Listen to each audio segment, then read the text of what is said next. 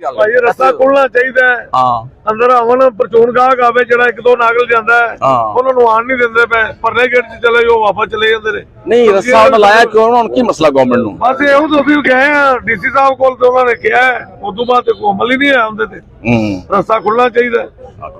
ਤੁਸੀਂ ਦੱਸੋ ਜੀ। ਡੀਸੀ ਸਾਹਿਬ ਅੱਗੇ ਗੁਜ਼ਾਰਿਸ਼ ਇਹ ਕੀਤੀ ਸੀ, ਡੀਸੀ ਸਾਹਿਬ ਨੇ ਉਧਰ ਸੈਕਟਰੀ ਸਾਹਿਬ ਨੂੰ ਕਹਿ ਦਿੱਤਾ ਸੀ ਲਿਆਦਾ ਇਹਨਾਂ ਨਾਲ ਮੁਲਾਕਾਤ ਕਰਕੇ ਨਾਲ ਰਸਤੇ ਖੋਲ ਦਿਓ।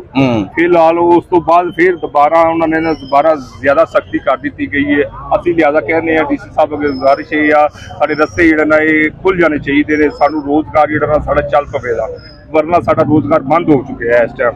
ਜੋ ਹਾਲਾਤ ਸਾਡੇ ਬਲਨੇ ਪਏ ਨੇ 10 ਦਿਨ ਹੋ ਗਏ 15 ਦਿਨ ਹੋ ਚਲੇ ਨੇ, ਬਹੁਤ ਜ਼ਿਆਦਾ ਸਾਡੇ ਹਾਲਾਤ ਟਫ ਹੁੰਦੇ ਜਾਂਦੇ ਪਏ ਨੇ। ਅੱਛਾ ਮੈਂ ਉਹਨਾਂ ਨਾਲ ਗੱਲ ਤਾਂ ਕਰਨ ਦੀ ਕੋਸ਼ਿਸ਼ ਕਰਾਂਗਾ, ਤੁਸੀਂ ਮੈਨੂੰ ਦੱਸੋ ਨਾ ਕਿਉਂ ਲਾਏ ਦੱਸੇ? ਪਤਾ ਨਹੀਂ ਇਹ ਇਹੋ ਜਿਹੀ ਚੀਜ਼ ਦੱਸ ਦੇਣੀ ਨਾ ਮਾਰਕੀਟ ਕਮੇਟੀ ਨਹੀਂ ਦੱਸਦੀ। ਨਹੀਂ ਇਹ ਤਾਂ ਨਹੀਂ ਗੱਲ ਹੈ, ਦੱਸਿਆ ਤਾਂ ਹੋਵੇਗਾ ਤੁਹਾਨੂੰ। ਨਹੀਂ ਕਿਸੇ ਗੱਲ ਦਾ ਕੋਈ ਚੀਜ਼ ਦਾ ਕਿਸੇ ਚੀਜ਼ ਦਾ ਪਤਾ ਹੀ ਨਹੀਂ ਹੈਗਾ ਸਾਨੂੰ, ਠੀਕ ਹੈ ਨਾ।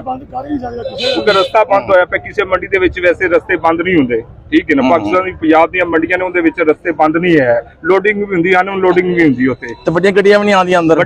ਗੱਡੀਆਂ ਆ ਰਹੀਆਂ, ਮਾਲ ਲਾ ਰਹੀਆਂ, ਤੇ ਉਹਦੇ ਤੋਂ ਬਾਅਦ ਜਿਹੜਾ ਨਾ ਆਪਣਾ ਮਾਲ ਬਾਹਰ ਨਹੀਂ ਜਾ ਰਿਹਾ ਸਾਡਾ, ਬਾਹਰ ਨਹੀਂ ਜਾ ਰਿਹਾ। ਜਿਹਨੇ ਮੁੱਲ ਲੈਣਾ ਹੈ ਉਹ ਸਮਾਨ ਉਹ ਬਾਹਰ ਲੈ ਕੇ ਨਹੀਂ ਜਾ ਸਕਦਾ। ਨਹੀਂ ਜਾ ਸਕਦਾ ਵੱਡੀ ਗੱਡੀ ਮਤਲਬ ਕਿ ਖੁੱਤਰੀ ਨਹੀਂ ਆਉਂਦੀ ਅੰਦਰ।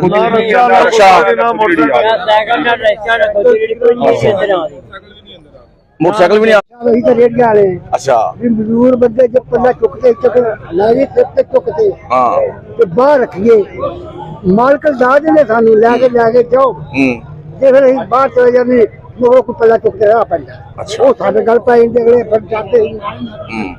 ਜੇ ਅਸੀਂ ਮਾਲਕਾਂ ਕੋਲ ਲੱਦੀਏ ਤੇ ਫਿਰ ਤਾਂ ਅਸੀਂ ਸਾਡੇ ਮਾਲਕ ਧਿਆਨ ਰੱਖਦੇ ਵੀ ਪੱਲੇ ਮਹੀਨੀਆਂ ਰੱਖਣਾ, ਤੇ ਜਦੋਂ ਬਾਹਰ ਜਾ ਕੇ ਲੱਦੀਏ ਤੇ ਬਾਹਰ ਤੇ ਬਾਜੀ ਸਾਹਿਬ ਕਿਹੜੀ ਪੈ ਕੀ ਹੋਣਾ ਚਾਹੀਦਾ ਫਿਰ ਤੇਰੇ ਖਿਆਲ? ਸਾਨੂੰ ਚਾਹੀਦਾ ਸਾਨੂੰ ਰਾਹ ਮਿਲਣਾ ਚਾਹੀਦਾ, ਸਾਨੂੰ ਮਾਲਕਾਂ ਕੋਲ ਆਣ ਕੇ ਮਾਲ ਲੱਦਣਾ ਚਾਹੀਦਾ। ਅੱਛਾ ਫੇਰੀਆਂ ਅੱਜ ਦੇ ਵੀ ਮਾਲਕਾਂ ਨੂੰ ਹਾਂ ਠੀਕ ਹੈ, ਸਾਡੇ ਕੋਲ ਬਾਹਰ ਨਹੀਂ ਜਾਣਾ। ਠੀਕ ਹੈ। ਹੋਰ ਦੱਸੋ।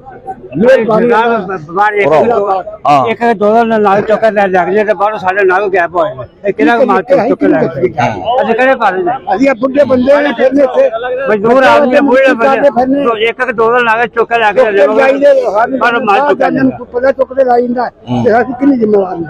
ਇੱਥੇ ਮਾਲਕਾਂ ਦੇ ਕੋਲ ਅਸੀਂ ਲੱਦ ਲੈ ਜੇਵਲੇ ਉਹ ਮਾਲਕ ਸਾਡਾ ਖਿਆਲ ਕਰਦੇ, ਬਾਬਾ ਲੱਦੋ ਅਸੀਂ ਖਿਆਲ ਕਰਨੀ, ਤੇ ਜੇ ਬਾਹਰ ਕੋਈ ਬਾਬਾ ਸਾਡੇ ਬਾਹਰ ਸਾਡਾ ਕੋਈ ਬਾਤ ਨਹੀਂ, ਅਸੀਂ ਲਾਈ ਸਾਨੂੰ ਰਾਹ ਬੰਦ ਕੀਤਾ, ਸਾਨੂੰ ਰੇੜੀ ਅੰਦਰ ਨਹੀਂ ਆਉਣ ਦਿੰਦੇ। ਸਾਡੀ ਮਿਹਰਬਾਨੀ ਤੇ ਸਾਰੇ ਕੋਈ ਕੰਮ ਕਰੋ ਗਰੀਬਾਂ ਦਾ। ਹਾਂ ਠੀਕ ਗੱਲ ਸਹੀ ਗੱਲ ਹੈ। ਗਰੀਬਾਂ ਦਾ ਅਸੀਂ ਜ਼ਰੂਰ ਬੰਦੇ ਅਸੀਂ ਕਿੱਥੋਂ ਸਾਨੂੰ ਰੋਟੀਆਂ ਕਿਸੇ ਦੇ ਨਹੀਂ, ਕਿਸੇ ਨਾ ਕੋਈ ਅਸੀਂ ਗਰੀਬਾਂ ਕੋਲ ਲੈ ਜਾਂਦੇ। ਤੁਹਾਡੀ ਮਿਹਰਬਾਨੀ।